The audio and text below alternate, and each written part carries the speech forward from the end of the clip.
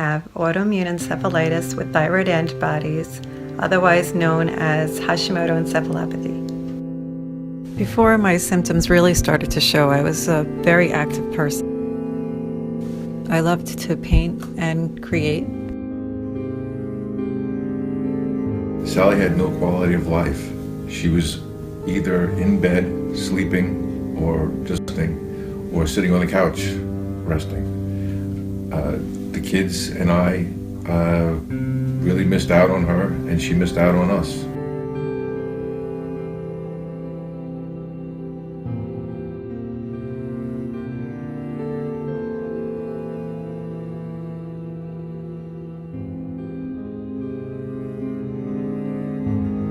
And eventually my eyes started to shake so badly with nystagmus that I couldn't walk without feeling motion sick.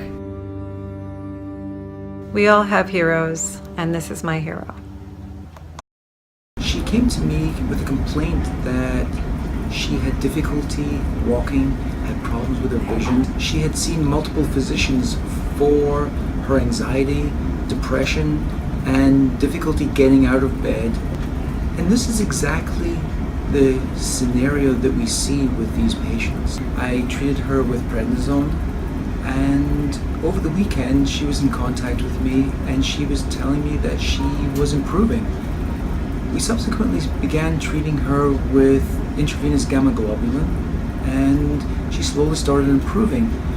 We also then started adding on rituximab to treat her symptoms, and subsequently going from a woman who is married with children that was unable to function and get out of bed, she moved to a fully functioning individual and returned back to a normal lifestyle.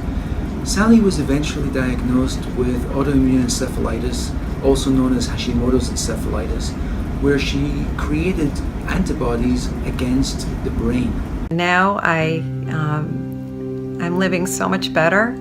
I do have the occasional flare. I know I can't be superwoman, supermom, so I do a few things a day.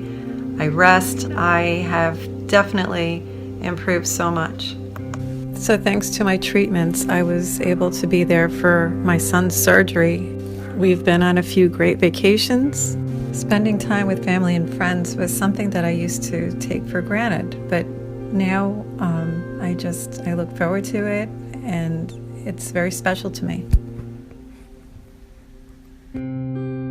Autoimmune encephalopathies, also Hashimoto's encephalitis, these are rare disorders that we estimate between 2 to 5 per million.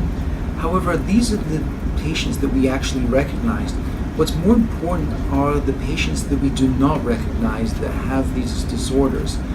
We need to do more research in this area to find out, number one, what's indeed the etiology or the causative factor that's resulting in patients living a normal, healthy lifestyle, subsequently developing cognitive changes, behavioral changes, and potentially lapsing into comatose states.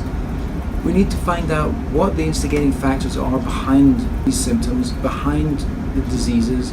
We have to find out what, if indeed there are better treatment protocols for these patients. Having good support for autoimmune encephalitis is so key, actually, for any encephalitis. So I truly believe that a good support group is very vital. HESA was a lifesaver for me. They're an online support group who put out a book, and they also have a support group on Facebook.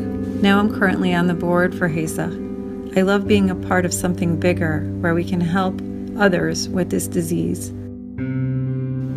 I'm excited to be a part of this organization because it brings support and awareness to patients and caregivers of those diagnosed with Hashimoto encephalopathy. Hopefully one day spreading awareness will bring about more speedy diagnosis and treatments which are life-saving. As a patient and an advocate, I do believe neuroscience is critical.